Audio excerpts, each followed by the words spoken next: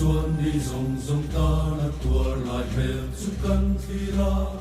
si pai ho te chuan nu san in en ruti inan ko ka hat san lo tu ra the ko pa chang in tam in chela o ka ta na tua na cross kan thi ra kan ta na tua na cross kan thi ra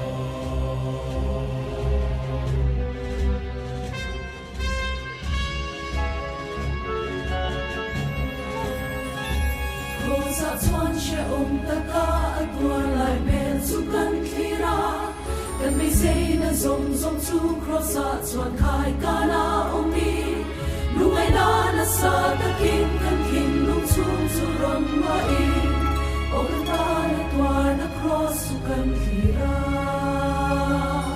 kan ta na tua na cross chu kan thira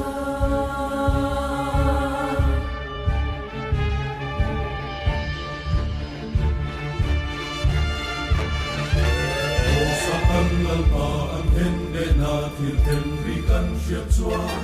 a dilung a liang mun ta ma chun am mai ana ani ka ta nen kim ba ni na ko zo ina nu na la ta o ka ta na tua na cross kan thira kan ta na tua na cross kan thira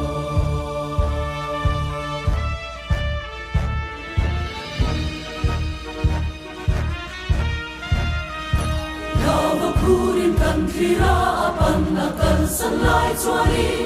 kan chu mi na ron bia tim ta athara wa thata